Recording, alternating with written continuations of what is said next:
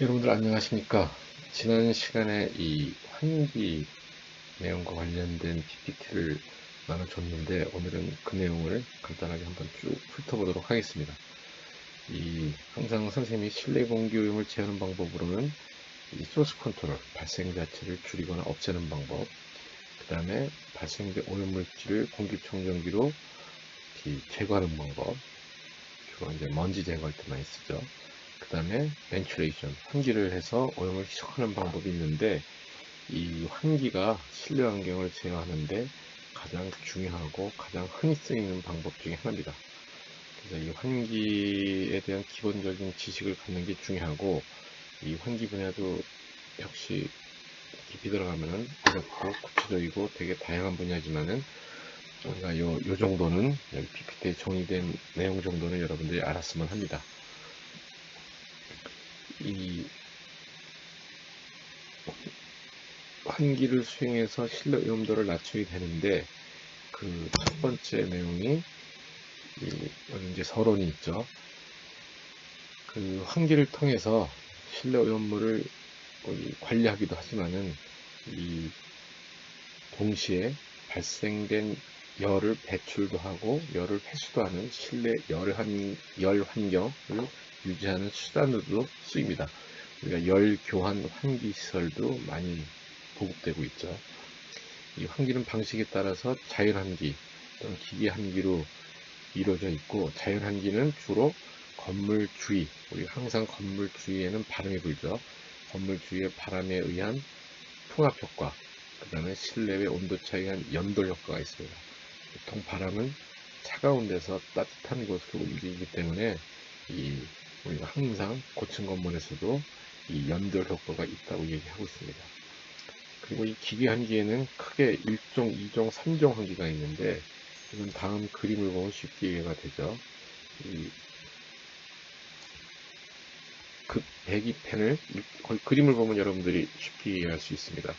1종 환기는 급기와 배기를 강제로 이루는 것을 우리가 1종 환기라고 그러고, 2종 환기는 강제로 급기만 이루어지고 배기는 자연적으로 어떤 틈새나 창문을 통해서 이루어지는 것입니다. 이때는 주로 양압이 걸리게 됩니다. 그다음에 3종 환기는 2종 환기와 반대로 배기를 강제로 하고 급기는 어떤 건물 틈새나 열려진 창문을 통해서 급기가 되는 것을 3종 환기라고 합니다. 물론 이것을 복합적으로 사용하는 복합 환기도 있고, 에너지 절약을 위해 자연 환기하고 기계 환기를 조합한 하이브리드 환기도 시중에는 나와 있죠. 여러분들이 이 뒤에 내용들은 이 환기가 여기 이 책이 비교적 잘 정리가 돼 있어 가지고 여러분들이 차분히 읽어보고 또 이 예제를 풀어보면 쉽게 이해할 수가 있습니다. 많은 내용들이. 그 다음에 이제 자연 환기와 기빌 성능인데,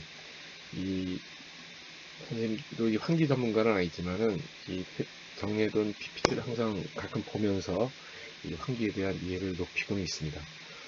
우리가 이 바람이 불면은 당연히 건물 주변에 복잡하게 기류가 형성되고 이 건물 표면에 다양한 압력이 주어지죠. 당연히 바람을 마주보는 건물면의 압력은 대기압보다 높을 테고 반대면은 대기압보다 낮을 테죠. 이것과 관련된 이론에 이제 베르누이 정리라고 있는데, 그 정리에 의하면은 이 풍압은 풍속의 제곱에 비례하는 것으로 알려져 있습니다. 그래서 풍압 효과 또는 바람 효과에 의해서 건물면에 작용한 압력은 식 4-1과 같습니다.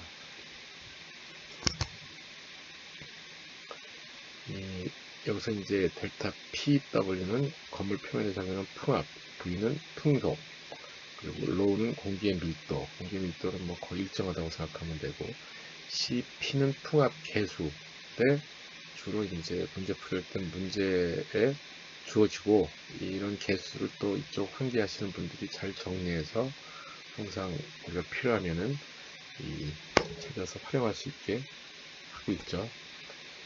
그래서 그 그림을 보면은 건물이 서 있고 윈월 사이드는 이제 바람을 마주하는 면이고, 리월 사이드는 이제 뭐 그 반대면인데 그때는 음압이 걸리는 것으로 표현되어 있습니다. 그래서 우리 예제를 보면은 이 건물의 창문에 면적이 주어져 있고 풍속이 주어져 있고, 이때 풍압의 힘의 크기를 구하라고 했습니다. 공기 밀도 적고 풍압 계산을 인류하고, 각각 대입해서 보면은 이 바람에 의한 베르누이 풍압은 약 960 파스칼이고, 따라서 창문에 작용하는 힘은 창의 면적의 압력을 곱해서 구하면 되죠. 힘은 이제 압력 곱하기 면적이니까는 약 9600 뉴턴, 9.8 뉴턴이 1kg 중이니까 약 1000kg, 1톤 중에 힘이 강하게 작용한다는 걸 알 수가 있습니다. 근데 풍속이 40m/s면은 엄청난 풍속입니다. 우리가 평상시에 풍속이 한 2m/s 되거든요. 그러니까 여러분들 이 강한, 저 정도로 강한 바람이 올 때는 이 유리창이 심하면 깨지기도 하고 그런 걸 우리가 알 수가 있죠. 이때 1000kg, 1톤의 킬로그램의 힘이 그 좁은 창문에 작용을 하는 거죠. 우리가 제주도를 갈 때도 이 바람 속도가 15m/s면은 비행기가 이 공항에 랜딩하기가 쉽지가 않습니다. 그러니까 여기서 풍속이 40m/s면은 꽤 강한 풍속이고, 이 창문에 엄청난 힘이 작용한다는 것을 알 수가 있습니다.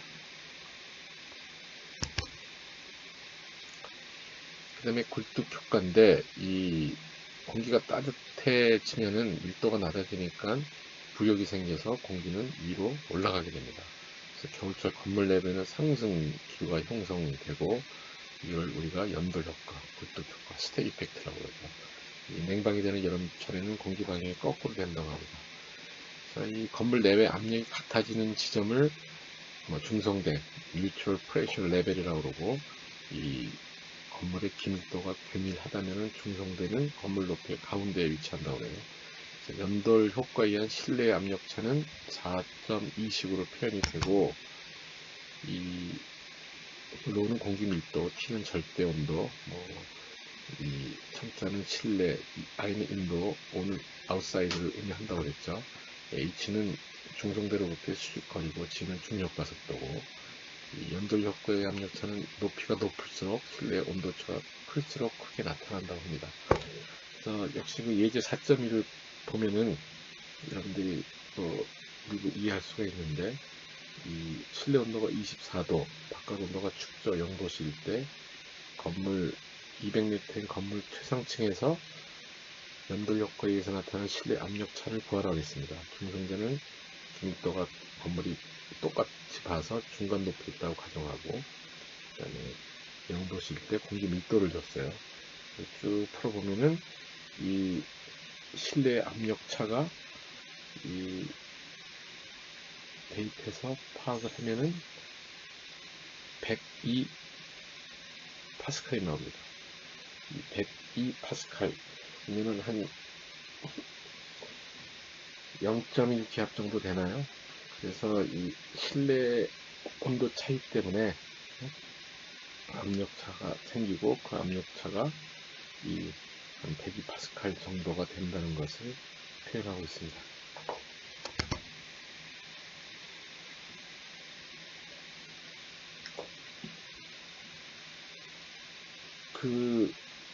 지금까지 봤다시피 건물 내외 압력차는 그 바람 효과하고 굴뚝 효과 때문에 일어나는데, 주로 이때 창문이나 건물 틈새를 통해서 이 자연 환기가 이루어지는데, 이 자연 환기량은 두 가지에 인한 실내 압력차에 의존한다고 그렇게 얘기를 합니다. 그래서 일반적으로 건물 이 오픈된 공간을 통한 환기량은 실내 압력차의 n분의 1 멱수에 비례한다. 그래서 4.3과 같은 식이 있습니다. 이 환기량 Q는 A가 개구의 면적이고 C는 유량계수고, 그 다음에 델타 P가 압력차, 그게 n분의 1승, 지수 n은 1과 2 사이 값이라고 부릅니다. 그래서 또 현실적으로 자연 환기량이 여러 가지 변수가 있다고 그러는데, 이 건물의 자연 환기량을 정확하게 산정하는 것은 쉽지 않지만은 이 정도 지식을 가지고 예제 4.3 같이 4.3과 같이 창문을 통해서 유입되는 환기량을 우리가 구해 볼 수가 있습니다. 실내 압력차가 200파스칼이고 0.25 입방미터인 창문을 통해서 유입되는 환기량은 얼마인가? 아까 앞에 식에서 그 코트 효과 때문에 100파스칼 정도가 일어날 수도 있다고 그랬는데 실내 온도차 때문에 여기서는 실내 압력차가 200파스칼이라고 합니다. 이때 1항교수 C는 1이고 지수 N은 2로 가정했어요. 그때 이 창문 0.5 입방미터면 그렇게 큰 창문은 아닌데 이 조그만 창문을 통해서도 창문을 통한 환기량이 초당 0.07 큐빅메타 또는 시간당 255 큐빅메타 per hour로 계산이 됩니다. 꽤 많은 양의 공기가 실내 압력차 200파스칼에 의해서 실내로 유입된다는 것을 우리가 이해할 수가 있습니다.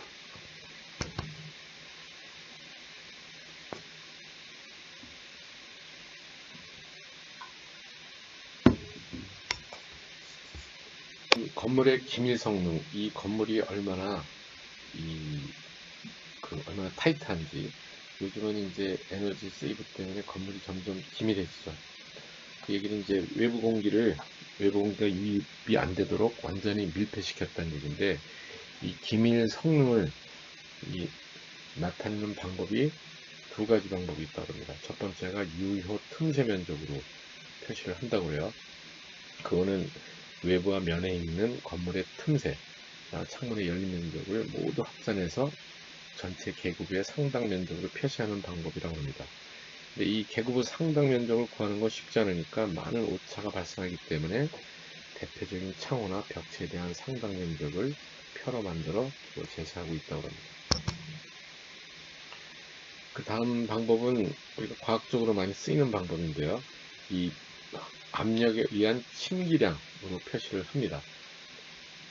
그거는 이 그림 4.4와 같이 이 문에다가 바람을 불어넣는 블로어를 설치를 해서 실내 압력을 일정하게 가압을, 또 감압도 한다고 그러지만 주로 가압을 하기 위해서 이 블로어를 통해서 실내로 공기를 불어넣고 건물의 기능 성능을 표시하는 방법입니다. 이 블로어로 바람을 불어넣고 실내의 압력차를 50파스칼 정도로 일정하게 유지를 합니다. 그때 이 50파스칼을 유지하기 위해서 블로어를 통해 불어넣는 풍량이 적을수록 당연히 기밀한 건물이죠. 왜냐하면 바람을 조금만 넣어도 이 압력차가 생길 테니까, 건물이 바람이 새 나가는 데가 없기 때문에. 그래서 실의 크기를 감안해서 측정된 풍량을 실내 최적으로 나누어 상대적인 공기 교환율, 즉 에어 체인지 레이트, 그걸 50파스칼 값으로 표시를 하게 됩니다. ACH 50, 이걸 가지고 압력에 의한 침기량으로 기밀도를 우리가 표시할 수 있게 되겠습니다.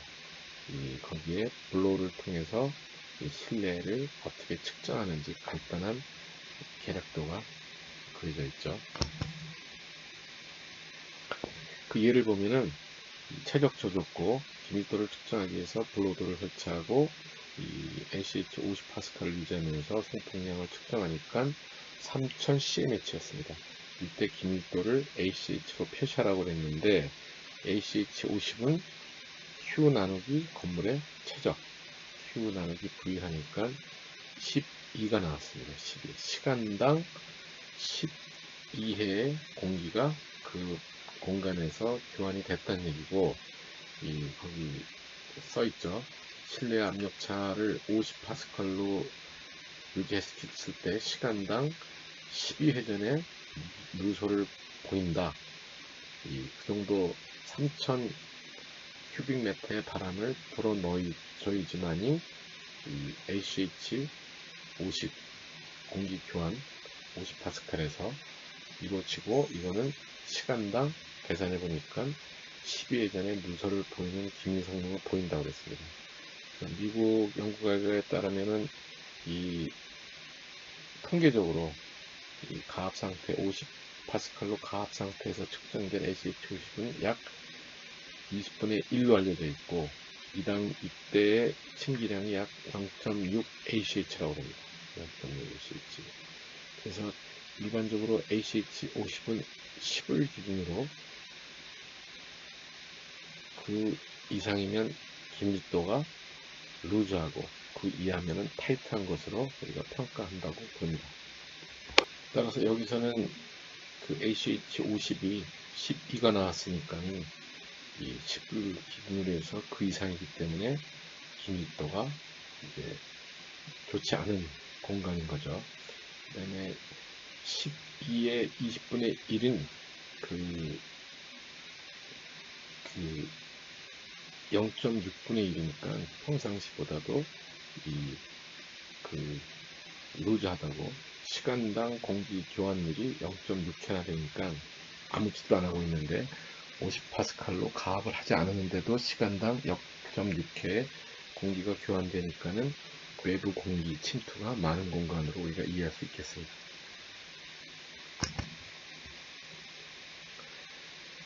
그 다음에 공조 시스템, 기계 환기 시스템에서 공조 시스템의 구성은 뒤에 이제 그림이 나와 있지만은, 기계 환기는 대부분 냉난방, 히팅, 레프리저레이팅, 그죠?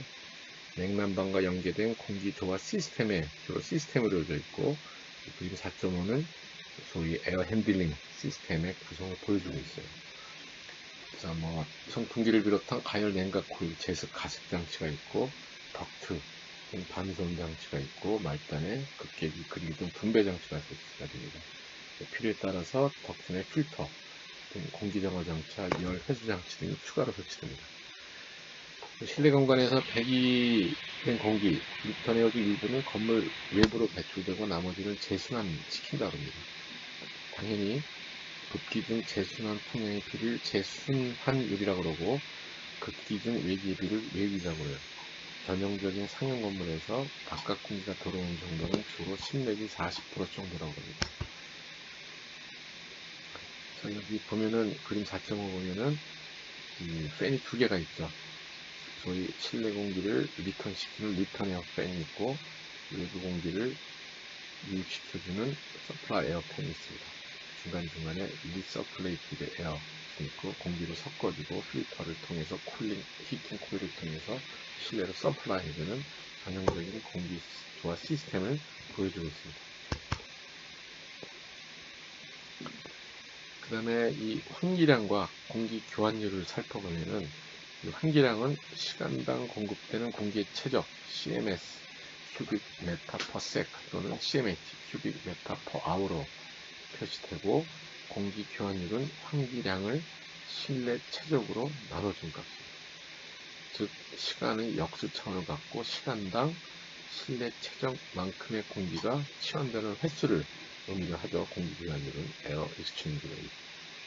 이 공기 교환율은 외기에 바깥 공기가 들어오는 명목 공기 교환율과 그 바깥 공기와 실내 공기 리턴되는 걸 다 합친 급기에 근거한 공간 공기 교환율로 구분된다고 합니다.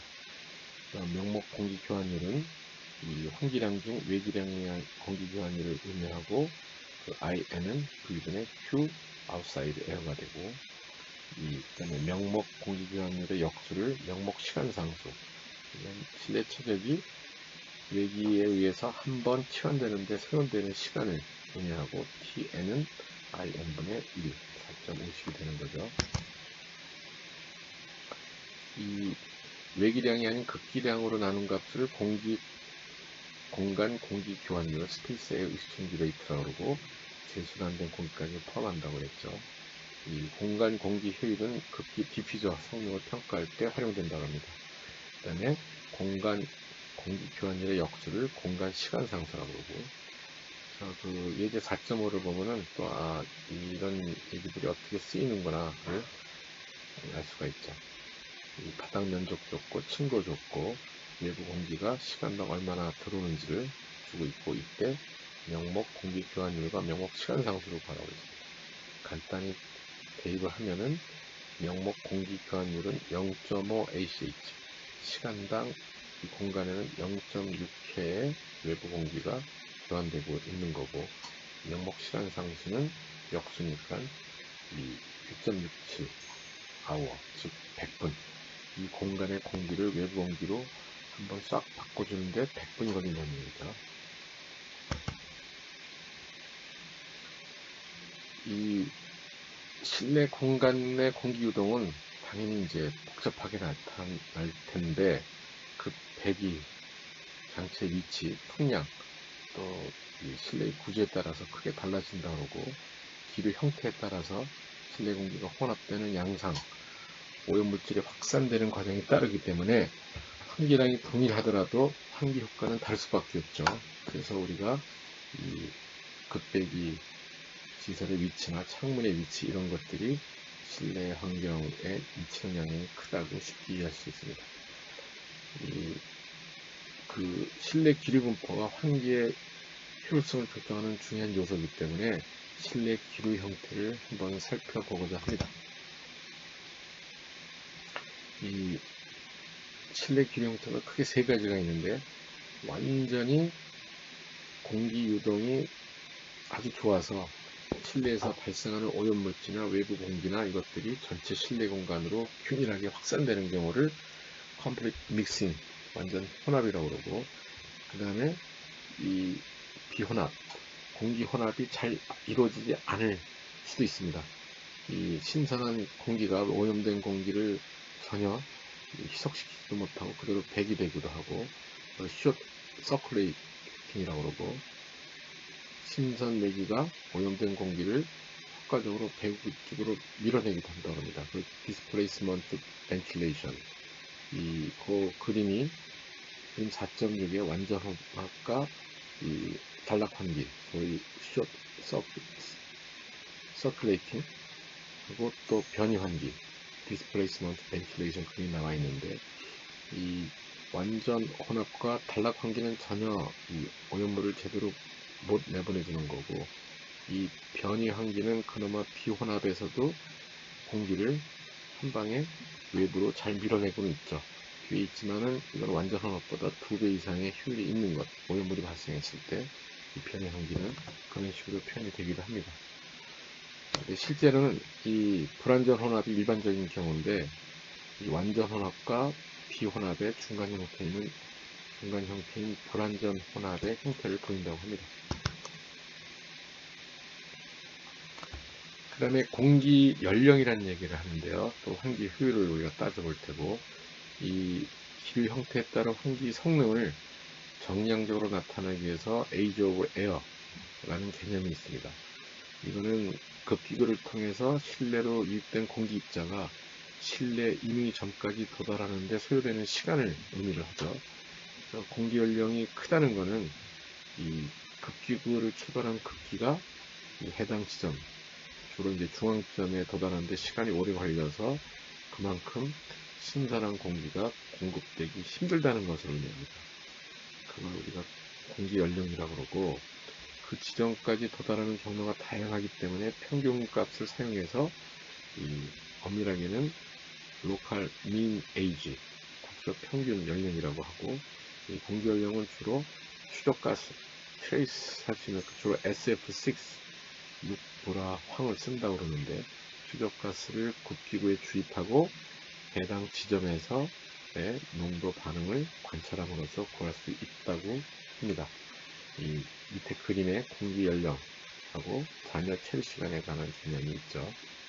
왼쪽 밑에 공기가 투입이 돼서 P라는 지점에 도착할 때가 Age of Air고, 그 다음에 배기구로 빠져나갈 때까지가 Residual Lifetime.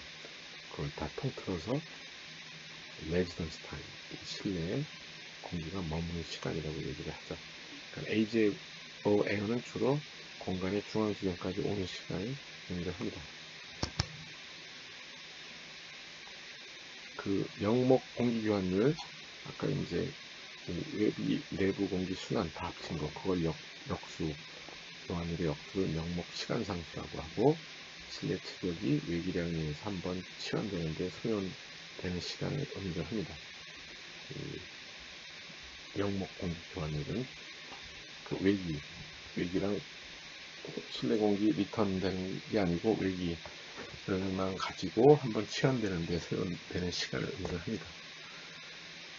그래서 이 실 평균 연령 세타는 실 전체 공간에 대한 공기 연령 세타의 평균 값을 의미해서 명목 시간 상수에 대한 상대적인 값을 실의 환기 효율이라고 그렇게 표현한다고 합니다. 즉 환기 효율은 다음과 같이 정의되며 실 전체의 급기 성능을 나타낸다고 합니다. 이건 예제를 통해서 우리가 또 쉽게 이해할 수 있습니다. 그 다음에 이 환기 효율은 실내 구조, 극대기의 위치, 장애물 유무 등에 따라서 변화하는 실내 기류 형태에 의해서 결정이 되는데, 이 환기 효율을 정량적으로 구하기 위해서는 전산유체 역학, CFD라고 하죠. 컴퓨터라이즈드 플루이드 다이나믹스라는 컴퓨터 코드를 가지고, 이 CFD는 이 유체, 즉 액체 또는 기체의 이동을 우리가 눈으로 확인할 수 없을 때 수많은 인자들을 우리가 측정 가능한 인자 또는 예측하는 인자들을 컴퓨터에 넣어서 예측하는 방법입니다.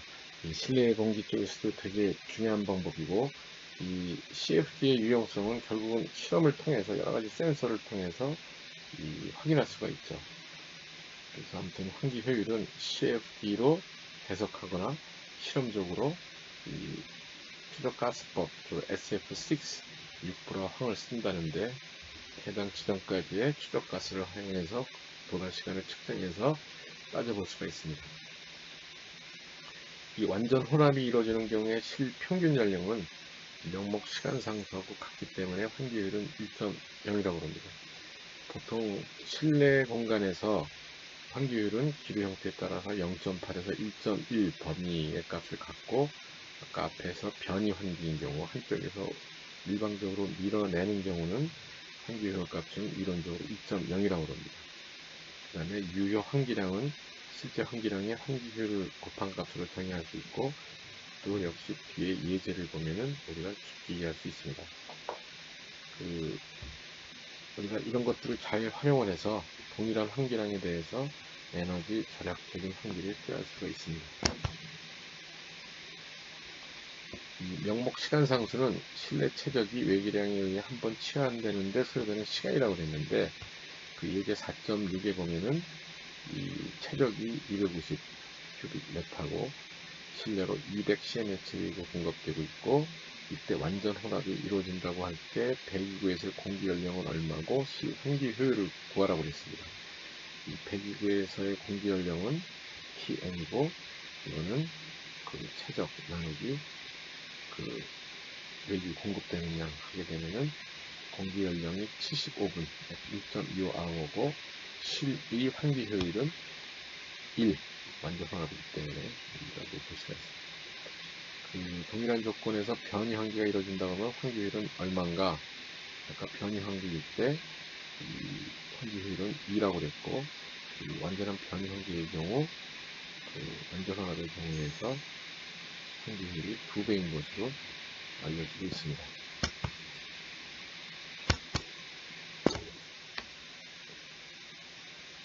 이상으로 우리가 환기에 대해서 한번 간단히 쭉 훑어봤는데,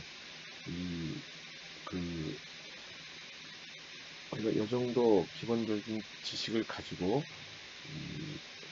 주변에서 얘기하는 환기에 관한 얘기를 기초적으로는 이해할 수 있다고 생각을 하고요. 나중에 더 환기 쪽의 전문가가 되고자 하면 더 깊이 있는 공부가 필요할 것이라고 생각을 합니다.